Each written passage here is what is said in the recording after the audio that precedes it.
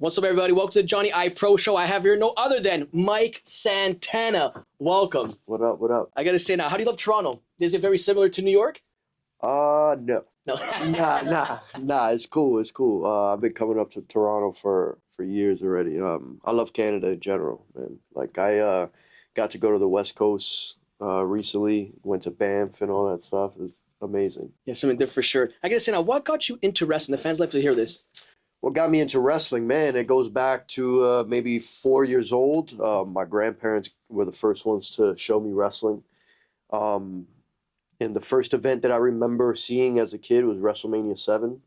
And I saw the Heart Foundation versus Nasty Boys. And seeing Brett come out looking like a badass and the Anvil just like a machine, like that was it. Like Brett, to me, was the guy. Like the pink and black just like it caught me, you know. Yeah. And yeah, I was obsessed ever since. Like like it's weird. My grandma she told me the story that when I was a kid, she went to like I guess see it like a therapist or whatever, and she asked the therapist if it was normal that I was so obsessed with wrestling because she was worried about me like growing up and being violent and all this shit, which I kind of grew up being violent anyway. But yeah, and ever since that was it. I went to my first garden show when I was 5. My dad took me. Yeah, man. Here we are now today. Yeah, here we are. I gotta say now, and for your inspiration, I was gonna ask you the next question. For your inspiration, like you're like who inspired you? It's gonna be Brett. Brett was I think we spoke about this before. Yeah, way back, yeah. Brett was the guy who stood out to me because I wasn't really into like the comic book characters, you know, the Hogan and Warrior and stuff like that. My thing was Brett was a guy that was authentic. He was who he was. He spoke about his family, his values, where he came from. And that's something that always stood out to me. And I was like, yo, he was always someone that I saw and I was like, I could be like that guy.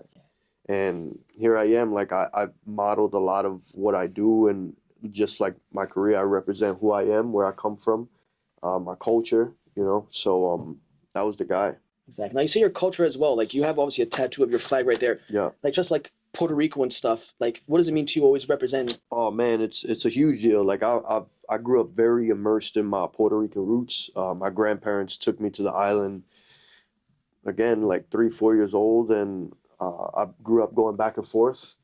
And yeah, they taught me very early on about my history and my culture and just what that all meant to us. And I grew up just very immersed in that. You know, my mom, same thing, you know, with the salsa music back in the day. And yeah, so I just think it's very important for me to represent, you know. Like growing up, there wasn't a lot of people that I saw that looked like me and that represented the way that we should have been represented. So I always said, starting in my career, like that's what I want to do.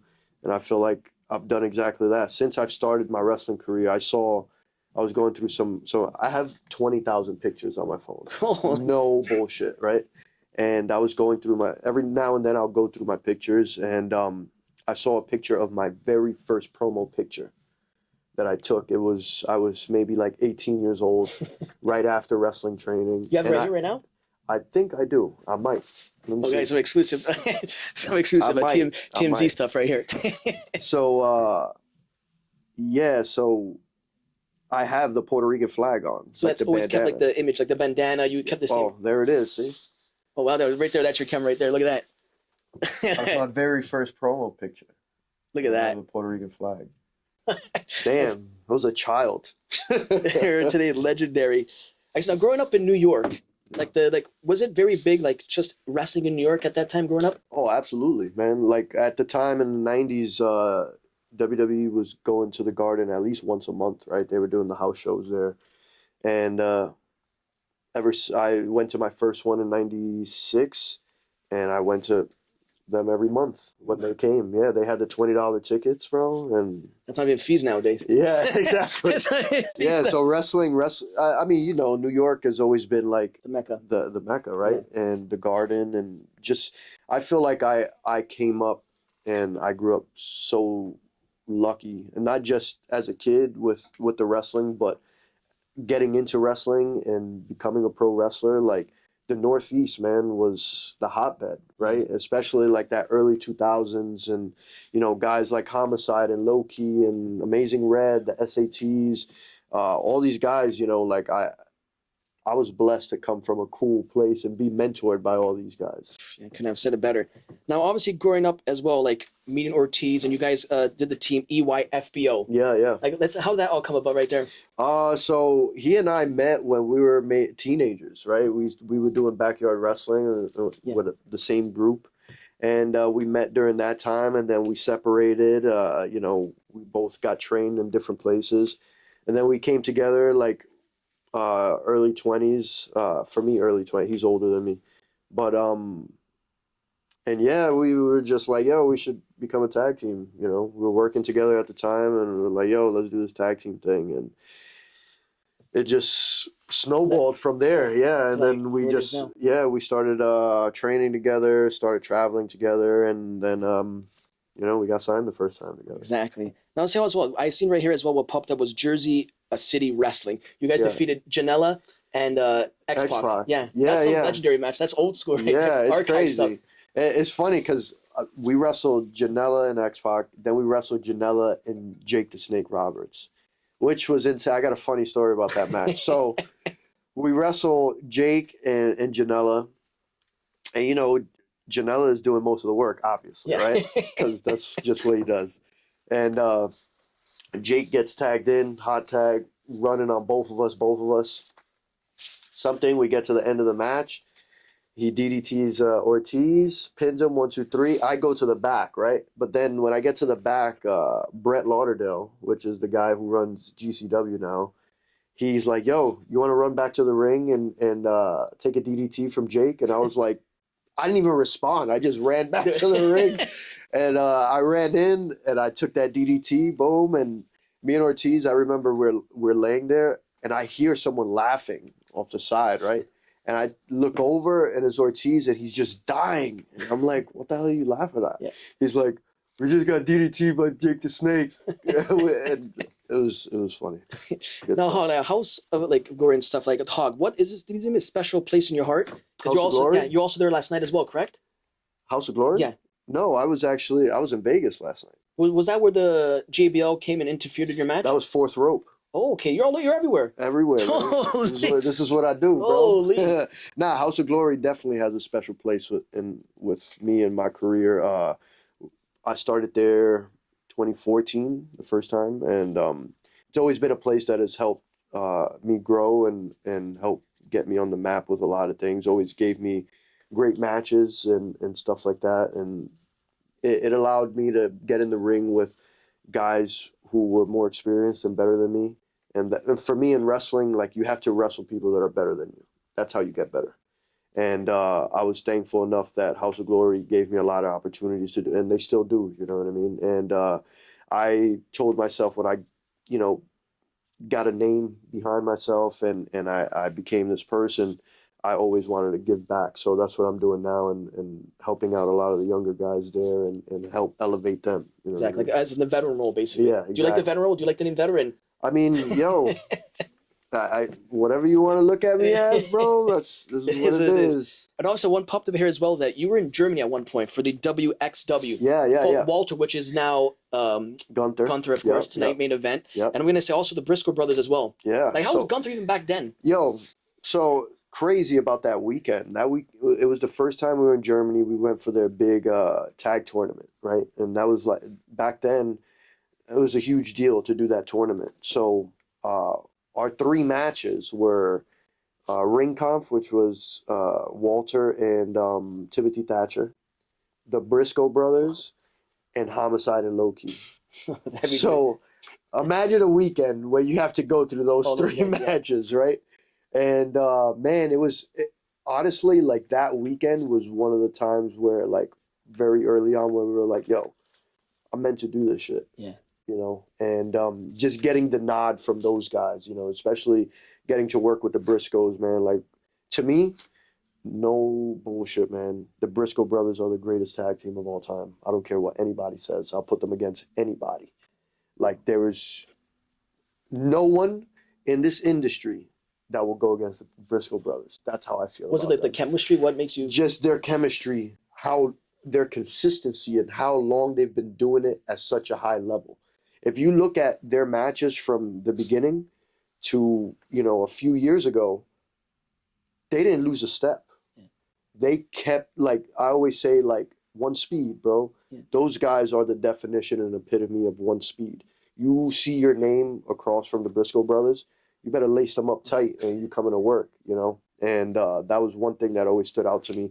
And just those dudes, man, like they went everywhere, wrestled everybody, gained massive respect from the entire industry. As you saw, when Jay, R.I.P., bro, like when he passed away, man, it shook the industry. Yeah. Because they were just so loved and well known and respected.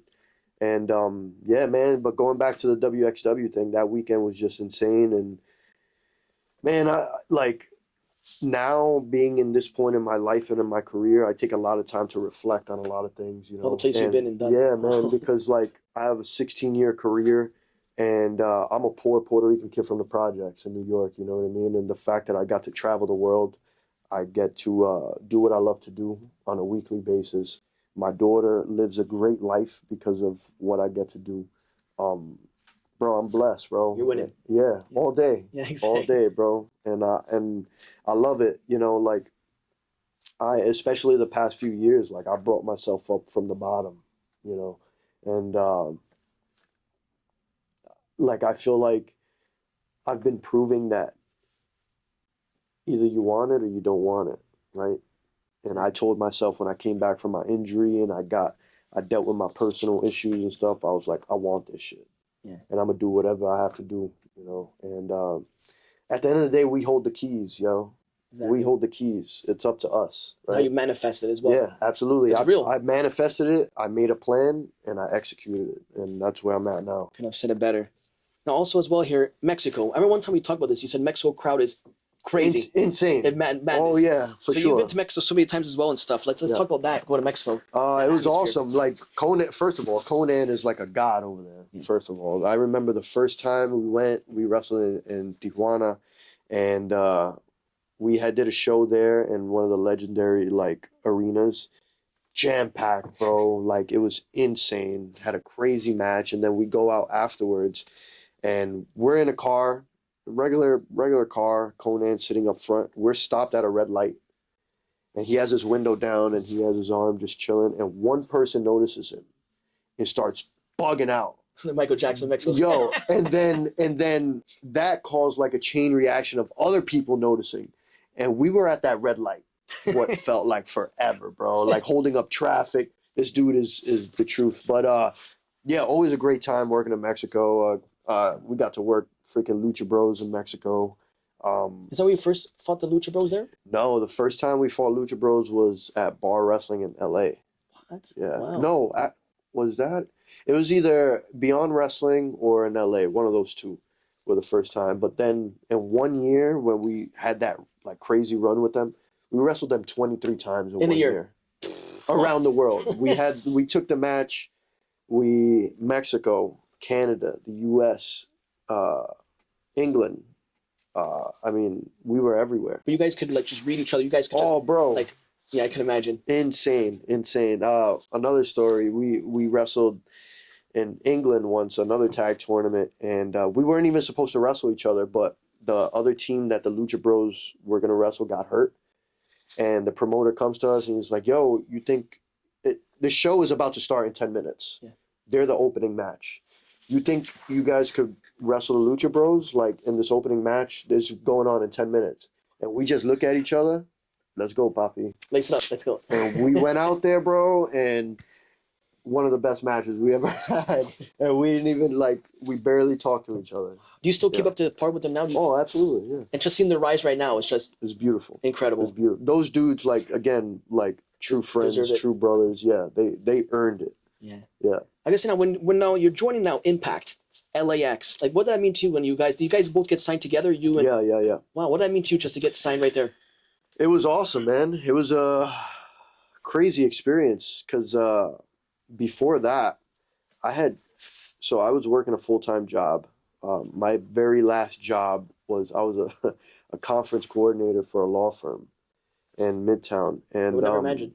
I know everybody says that. Yo, everybody says that. It's but yo, bills got to get paid. My daughter had to eat, right? My daughter was young, and so I quit that job, and I was like, because by that point we were on the road a lot and really like grinding hard, and I was just like I came to like a crossroads, I feel like, and I was like, yo, either this wrestling shit is gonna work or it's not gonna work. And I knew what needed to be done in order for us to really make it. We had to like put everything into it, you know. That's especially at that stage right there. Exactly. So I put all the chips in the basket, bro, and I did something that still to this day when I think back, it was like the scariest moment of my life, because I had a family, I had bills, I had my own place, I had all these things, right? And I quit my full-time job to go pursue this, to go wrestle full-time. Did they promise you like a certain amount that you're gonna get, or how did it work? Like back to an Impact? No, so I quit before we got signed. Get out of here. Yeah. What? I quit 6 months before we got signed. You even knew anything was going on? Yep. I imagine the conversation with your grandma. Bro, I can't listen. Again, I get my ass spanked. I remember giving in my 2 weeks. I still have my my resignation letter in my phone. Frame it. It was September 9th, 2016.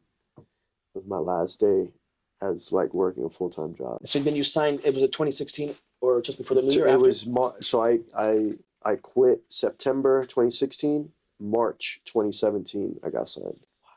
So when I quit, I was like, this wrestling shit has to work now. Yeah, there's no I don't have a plan B. Yeah. Like it has to work. And it was the toughest 6 months of my life, because we were I had to pay these bills, bro. My daughter had to eat, and grinding. And then finally we get that call, and it was, bro, I remember crying. First, surreal, yeah. Like I was like, you made it. Oh man, like this is it, right? And again, nothing was guaranteed. Not that we didn't have no guarantee. We didn't have no nothing. We just went down there for an opportunity. And 4-time champions. Wow, look at that. One of the longest in history. So take that in. Yeah, so it's been a wild ride, man. Exactly. Now I gotta say right here too as well. Right here, the OGs. You had a lot of matches with them as well. Yeah, Homicide. Yeah. Let's talk about that there. Face obviously, because Homicide's one of your favorites. Now going up against him. So Homicide is a big mentor of mine. So he's known me since I was a kid, and always been someone that I've looked up to and that has helped me tremendously in my career. You know, aside from the wrestling aspect, like we have such a personal, like, big brother, younger brother relationship, and it's crazy, man. Like it's funny. Him and my mom used to run in the same circles back in the day. Yeah. And I didn't even know. And I remember I brought my mom to Orlando during a taping, and at that point they haven't seen each other maybe 20 years. They saw each other, and it was like they both seen ghosts. And you're like, what? You're probably like, what the hell's going on? Yeah, I was like, Mom, what's up? what? And then no, they ran in the same circles in the street and shit. And my mom was a gangster back then. And but yeah, man, like aside from that, just getting to work with him and be under his learning tree, and the matches we had were insane. You know, we had some crazy. That's what popped up here. A lot of highlights with him. Yeah, it was crazy times, man. Because you know, he built his career off of 100%. those matches. You know, so it was me almost paying my dues with him now. Homage, basically. Yeah, exactly. So good times, man, and I love him. That dude is. I'll go to hell for that dude. And you teamed up with him for his last match. His last. No, I teamed up across the ring from him. So you actually want to wrestle him? Is that? Would you want to tag with him, or that was your thing to wrestle? No, I wanted to. Give him a couple shots before it's done. Yeah, bro. Send you off your way. This is payback for all the years. I love it. Now, how about this now? That obviously, a lot of people know you as well from your AEW. Yeah. Now, your debut. What was that call right there going to AEW? It was great. It was another, like, one of those surreal moments because, you know, we had a crazy run at TNA, and we were like on top of the world at that point, right? We were like one of the hottest tag teams in the world. And when all that happened, you know, if you remember, like we had the president's mask on. Was that the when inner circle you guys were? No. Well, this was before that. Like, you took off your mask. Yeah. So, your debut. Yes. So we it's funny. We were like we're standing under the stage and we're nervous as hell because we were like, yo, we're gonna take off these masks and no one's gonna give a shit, right? We were like, no one's gonna know who we are. No one's gonna give a shit. Yeah. There's gonna be crickets out there. And I was like, oh man, this is gonna suck. But the pop was good though. I seen it. Bro, that building shook. Yeah. I was still like, I remember taking off the mask and the ring was trembling from how loud it was in there. Was that the beginning when AEW was just surfacing? Yeah, that was before the first episode of Dynamite. Where you're a part of as well. Yeah, the main event. You're a part of a lot of OG AEW guy right here. Yeah. A lot of firsts here. Yeah.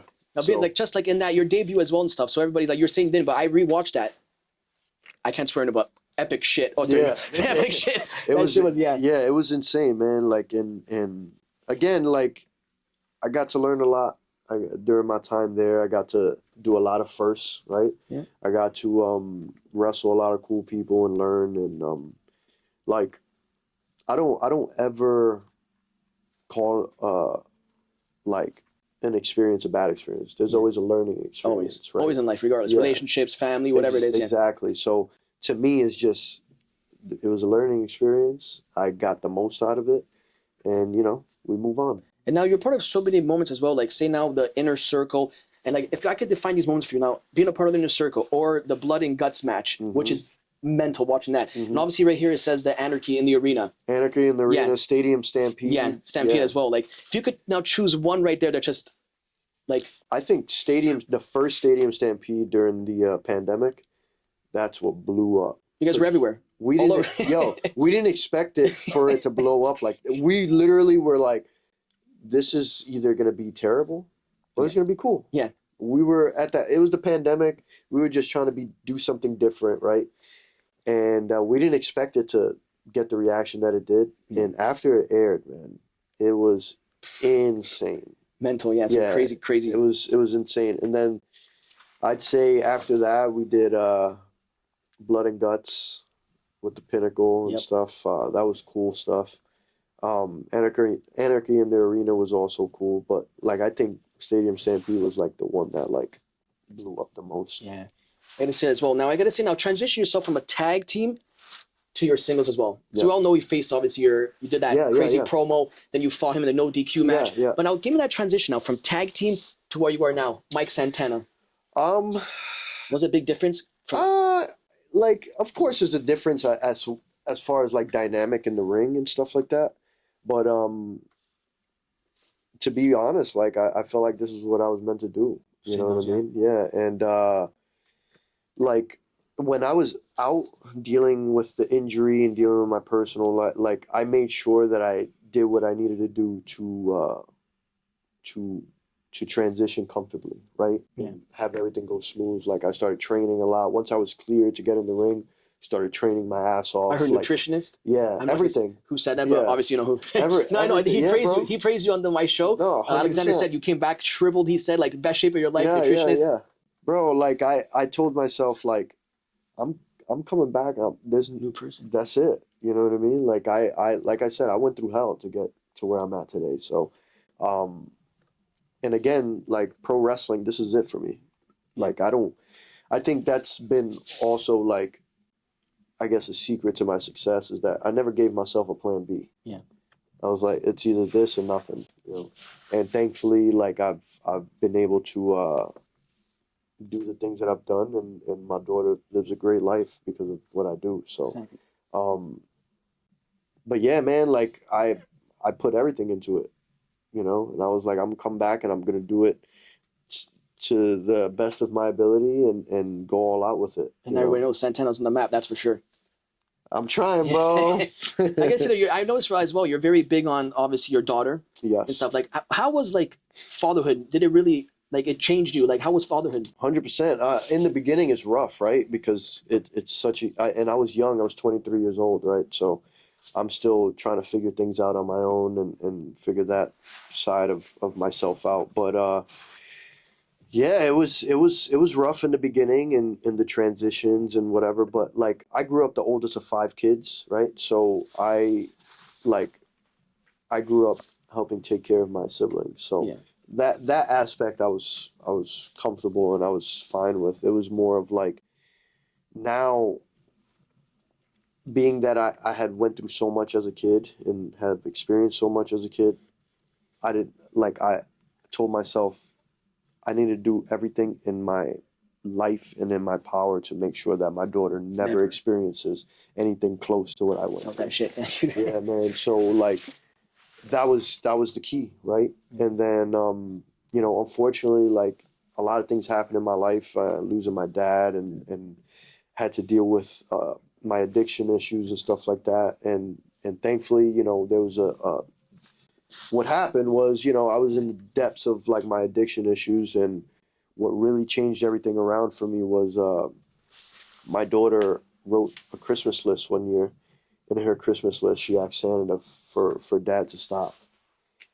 And that was it. That was like, yeah, I gotta get it together. And I went to rehab and got my life together, and here I am. But she saved my life, 100%, It's bigger than wrestling. 100%. Crazy Yeah, shit. she's the reason why I'm here today, and I'm doing what I'm doing today, for sure. One day she'll watch and see that your dad's a real one. That's for sure. Like so now joining TNA. Yeah. The pop was crazy. I remember that watching that. Yeah. Like it's like going back home baseball. Yeah. Impact TNA, same thing. Yeah. Like how that all come a full circle moment. And now you're there now. Still as we speak. It's awesome, man. Like coming back, I knew,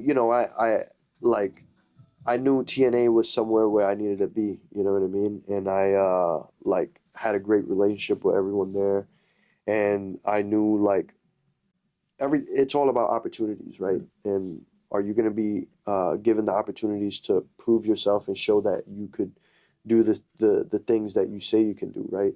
And TNA was that spot, and thankfully I had the relationships there, and they offered me the opportunities to do what I'm doing today and to continue to grow. And because in wrestling, if you ain't growing, you ain't progressing.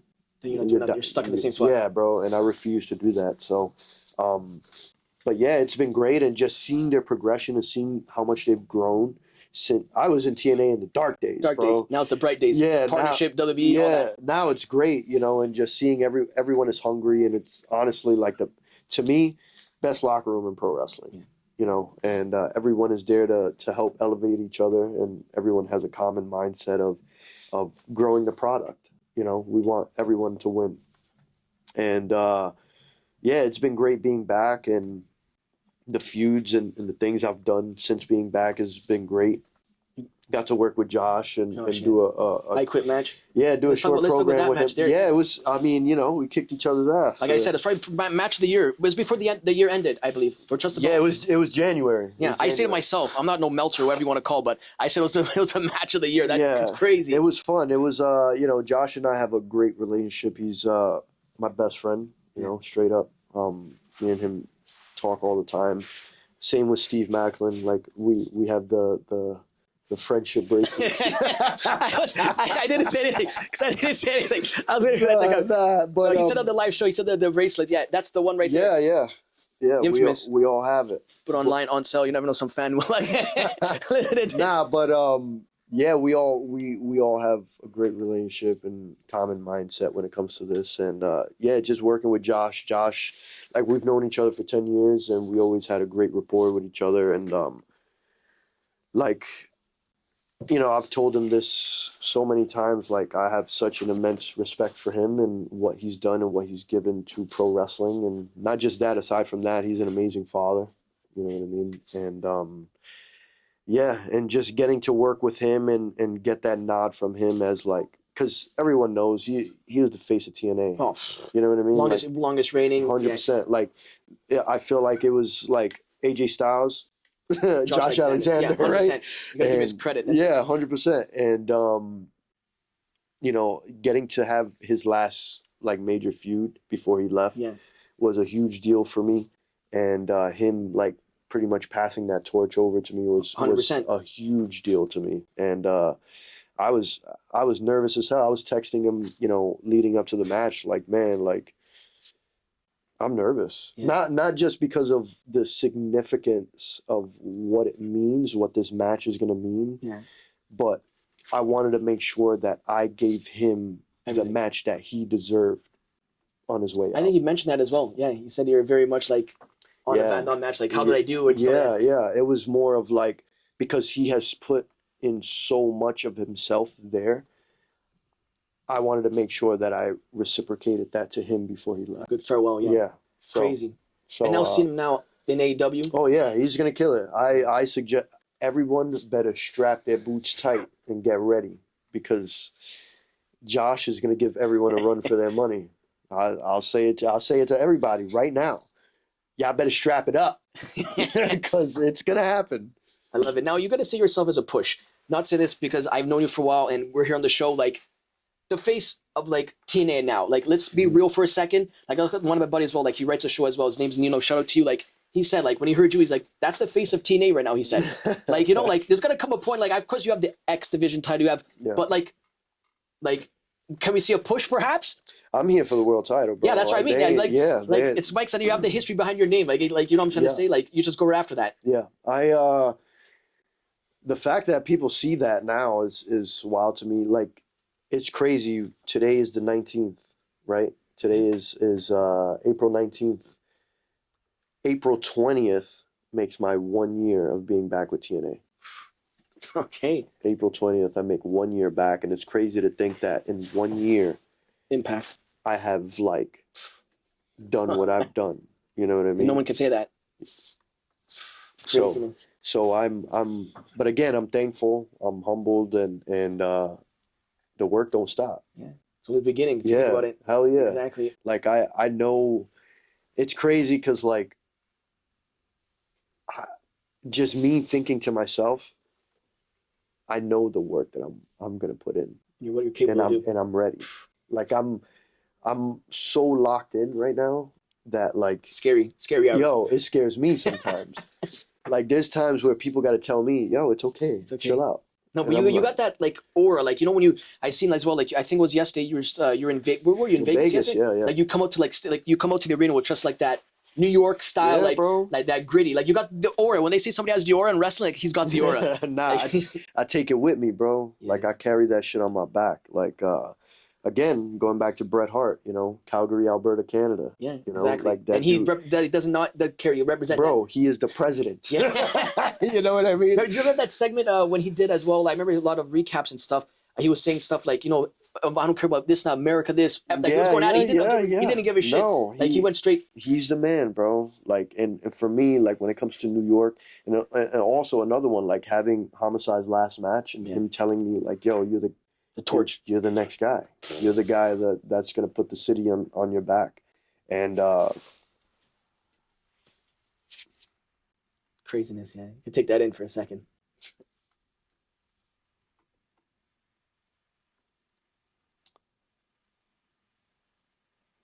Some deep stuff, that's for sure. What I like, Total Homicide means a lot to you. Saying those words for sure. Got the whole city behind your back. Yeah, that dude,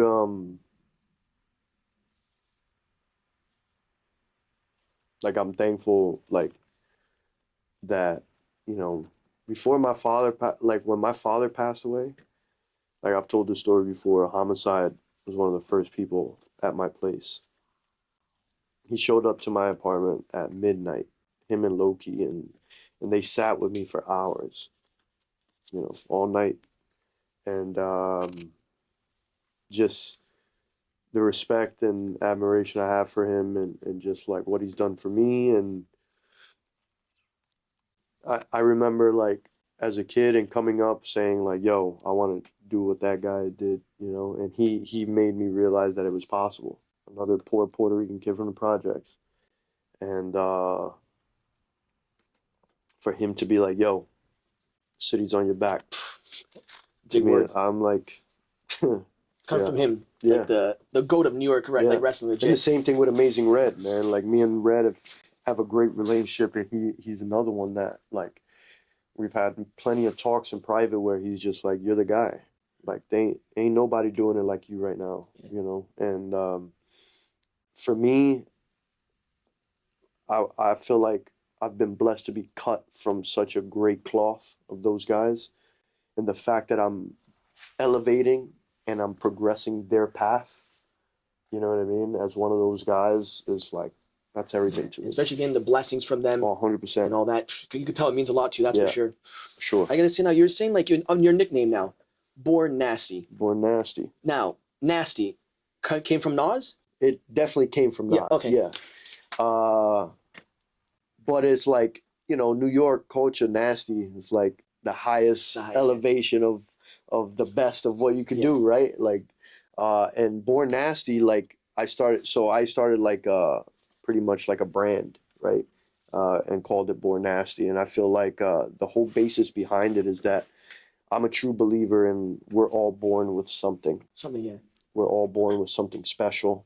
We don't know what it is, but it's up to us to figure it out and find it. But when we do, it's a wrap, right? And to me, that's the definition of Born Nasty, and that's like what I represent. Like I felt like I had this thing. I didn't know what it was at first, but when I found it, it was a wrap. Exactly. And here I am. Is that the brand there that you're wearing there? No. This is my. I love the old New York. Old New York. But you also have your brand there with plug in there as well. Do you sell shirts online and stuff? Yeah. So but yeah, man, that's where it came from. Yeah. I guess before we start as well, we're speaking a little bit of like Cormega. We're talking Fury and stuff. Like he has a relationship with him and stuff. Yeah. Now Cormega and stuff. Did you ever hear about the story about him in boxing and stuff when he was locked up? No. There was like a whole story about that. Like he was like a boxing champion when he was locked in. Really? Like, he could box. Oh, I know he could box. Yeah. Oh, I know so for sure. Stories like that. Like, how did you come about to be friends with him? It's funny. We connected like a while back, and just like I remember as a kid, hearing in a lot of his raps, like he would talk about like graffiti and stuff like that, right? And as a kid, I grew up into that culture as well. Yeah. So like that was another thing that just automatically like I was like, man, this dude he's the truth, right? And then not only that, but like hearing other rappers talk about stories about Cormega and how like respected and the reputation he had on the block, and just like, you know, so but yeah, we connected, and great dude. I got to go out and see him in AZ what was it, like last year, I think, or a few months ago. But yeah, man, good dude. And I remember, it's funny, I remember my uncle is the one that got me like heavy into hip hop as a kid. And I remember when his first album dropped, The Realness, in 2001. I remember going to 14th Street in Manhattan to go cop that album with my uncle. It was CD, right? But the CD came with this big poster. It came with like Legal Hustle stickers. Yeah, and I remember telling him that, like, and he was like, "Yo, you go back for real, you're a real one." And I'm like, "Yeah, man." Like I vividly remember going and copping that album, and just, you know, like that whole album, classic, bro. Everything. Like he's classic. Yeah, bro. He's all the New man. York rap, basically. Yeah, he's the man, bro, and he gets props from everybody. Exactly. Now I gotta ask you now a little rap here. Similarities now, rap to wrestling. You think there's a lot of similarities? I asked one time Styles P that question. Actually, there's a lot of similarities. Oh, 100%. You start from the bottom, like the gritty. 100%. We're all starving artists, bro. Exactly. When we start up, right? To me, underground hip hop scene is like the indies. Wow, can't say better. That's how it is, right? Yeah. Like you gotta travel around, you gotta battle, right? Same thing with wrestling. You gotta travel around and go to these different independent companies and build your name up. And like there's so many similarities, and it's a grind, and it's all about getting your name out there as much as possible, right? Getting your respect, getting your notoriety, and all these things. So yeah, man, like it's awesome. I gotta ask now. A lot of fans like when I ask Mount Rushmore wrestling. Let me ask you now, Mount Rushmore of hip hop rappers, whatever it be. Let me ask you right there. Well, you know, Mount Rushmore is 4, right? Yeah, I mean Bret Hart last time said 5, but he's Canadian, so it passed. He did it fast. Damn, of hip hop. Or what have you left? Even what you want to do? New York? It's just New York if you want. No, we do. I mean, most of my hip hop is New York anyway. So, but all right, Mount Rushmore for me is Big Pun, is Nas. Uh,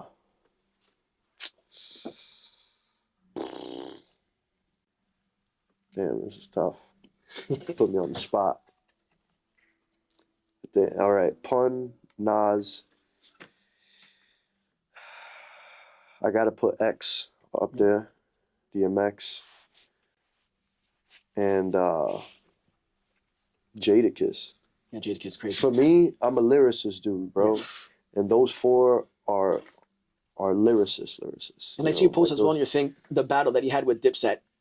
Bruh. It was a one man, he could all apart himself. Not even fit. I love when he said, I'm the real New York. He said that part was crazy. Yo, he was like, I'm outside, come to my block. I felt that right here, bro. Especially like I still live in the Bronx, bro, you know? So like a lot of people left. For me, people are like, oh, you from New York? I'm like, bro. Still like, there. I live there. I'm there. Yeah. This is, you know, so I told myself, like I stayed in New York too, because I take care of my grandparents. Of course. And I look after them and stuff. But I feel like I'm scared to leave New York because New York is what keeps me hungry. Wow. I need to be surrounded in that like environment, bro. It's like it's like free for all. Yeah, I need that like that. I need to be in the trenches, bro. Yeah. I need to feel it. I need to see it. That's what keeps me hungry, you know. Yeah. And mind you, like I live in a nice place. I live in a nice apartment. My daughter lives a great life, but like I'm in the Bronx, bro. You know, I go 2 blocks away and I'm in the trenches, bro. So, and I love it. And the fact that like not only that, bro, but like you were saying with Jada, I'm originally from the Lower East Side, right? And Jacob Reese Project. So I still walk the block. Yeah. I said this in a promo, like I still walk the same blocks that my name rings on. You know what I mean? So and I'm thankful for that. You know, it's funny because I remember I was walking through the projects recently. I was filming something and I ran into old homeboy that I used to come up with and he's like, yo, it's crazy. Like, you still come through and I'm like, I'm here. Yeah. Like, what do you mean? Like, I'm here every week. But nah, it's cool. It's cool that people get to see me like coming back and that's me. Yeah, you never change that. Hell no. Exactly. I love it. Like I said, now you're a big sneaker guy as well. Like your sneakers. Do you give me your top? Well, you're a Jordan guy, right? Obviously. Yeah, for the most part. Yeah. Give me your top 3 best sneakers right now. Like what are you, Jordan 1 guy? So on your feet, you got heat there. Yeah. So I just got into Jordan 1s. I was never really like high in Jordan 1s. Yeah, me too. I wasn't that high in Jordan 1s. For me, it was like the 12s, the 11s. I love 4s. 4s. I just got into 3s? Like, I love 3s. Iconic. The classic ones, like the cements and shit. Not nowadays when they have like all these. I'm not saying Fruity Pebble colors, but you know. What I'm saying? Purple, yellow. Nah, I'm into like the retro classics. Like you know, that's my thing. But I just started getting into 1s now. It's good stuff. And they're comfortable. They're nice, right? Exactly. I gotta say now as well. You got a sneaker yourself. Was it Diodora AEW? Was it Diodora? Yeah. I mean, how did that come up? I mean, it was with your Ortiz, but how did that when they came up? Did you design that whole thing yourself? So they had come to us and they were asking for ideas, and we threw a whole bunch of different ideas at them, and this artist I think he's from LA, like he does a lot of cool stuff.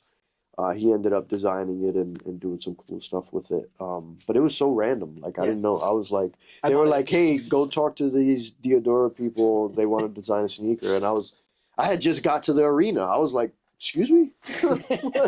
Where did this come from? But and all that came together and it was cool. And now your first ever figure, was it with AEW? Yeah. How's that? I mean, you obviously growing up playing wrestling figures. Oh yeah, man, that was a huge deal, man. Especially for my grandparents. Like my grandmother was the one who got me all my wrestling figures as a kid, and the fact that she got to see that, surreal. And man, it's funny. She sent me a text.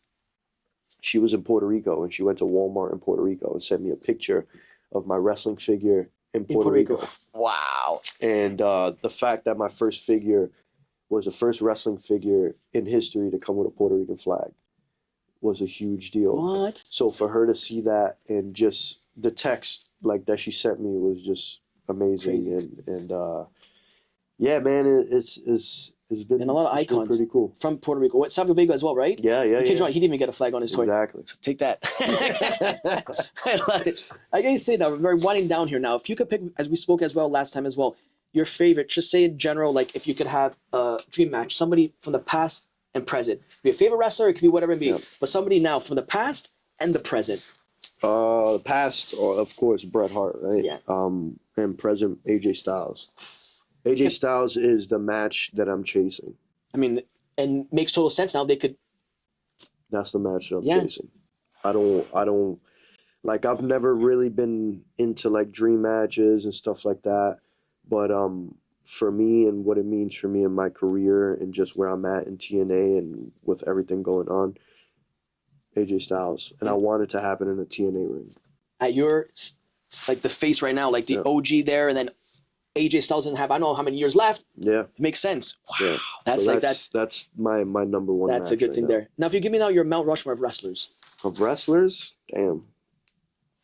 Now, is it like my favorites or is it I know by my favorites. I mean, But what, is it by like because you know the marks will judge you regardless. Yeah, Like, but I feel like Mount Rushmore's is like there's so many aspects that go into generations. that, right? Just like, yeah. There's basketball also as well. like draws, right? And Yeah. like, you know, who drew the most money and who like I'll hit you with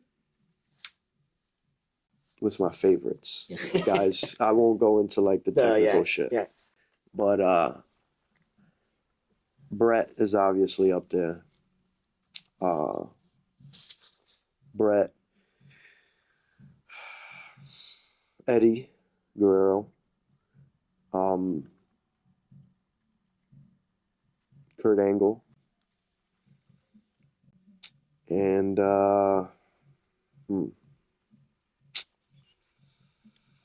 damn, Still a good heavy list. It's funny, those similarities. Kurt said his dream match would be obviously Brett. He didn't do that. yeah. He respected Brett. They respect him, and they all respected Eddie. It's like a reaction right there. Everybody all knows man. them.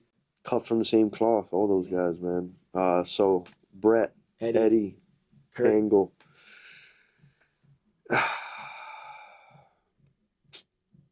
Damn. Put Santana on there. I have to say AJ. AJ. This match bound to happen. Has to happen. Yeah. Crazy. Because AJ, for me, like, you know, as guys, obviously as you get older, your body isn't the same, right? Yeah. You're like, Feel it. everybody does the job to Father Time, Exactly. right? But to me, AJ Styles is one guy that, like, if you watch his matches, he's not lost a step. Yeah. Which is insane to me. Crazy. The fact that he's, 48 now? Or 47, 48, and he's still busting out springboard 450s. Give me a break. Yeah, exactly. If I don't wrestle like that, at that age, I did something wrong. Yes. Like, there's something I did wrong, bro. I love it. But yeah, man, like those are the Mount Rushmore of yours. Like I say, if there's somebody right now in the current rosters or somebody up and coming that you look at and it's like, that's like, that guy has that. Like, he's the next thing. Like, is there some wrestlers right now that you look at right now, next generation, like, he could be the next big thing? Or just has that spunk to him? Oh, man. You know what it is, too? That, like, there's just so much wrestling. A lot. Today. A lot. Yeah. So many great wrestlers that, like, it's hard to even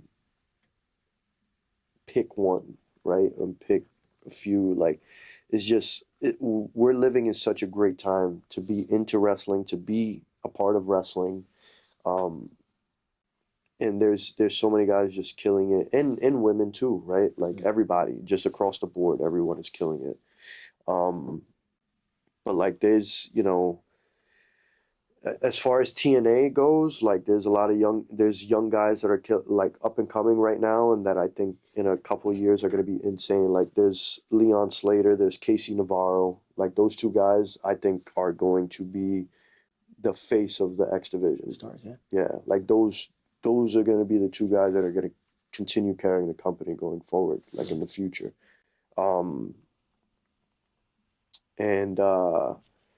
Yeah, like, man, this is so hard to, like, gauge and pinpoint, man. Like, Those are good points right there. yeah, and especially in TNA.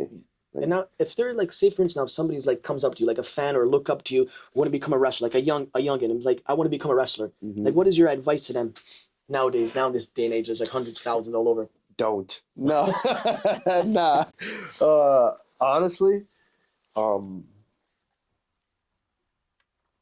so my trainer first told me, he was like,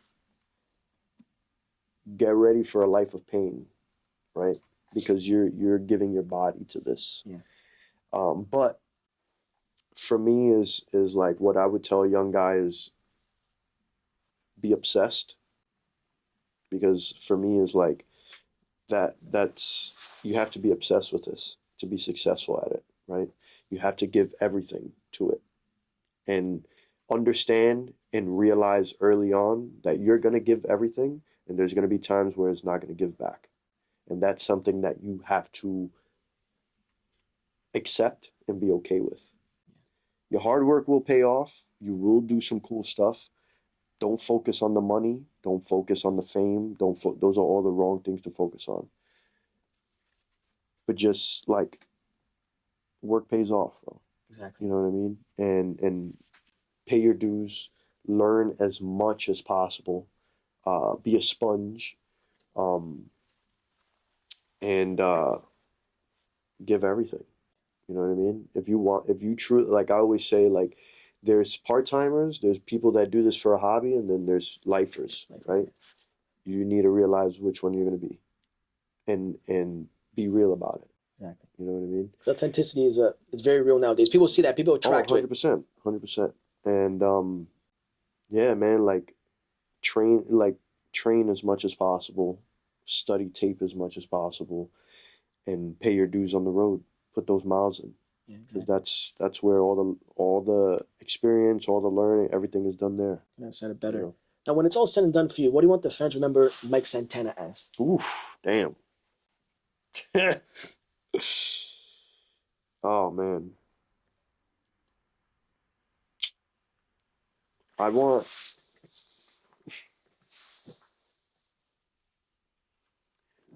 people to see someone that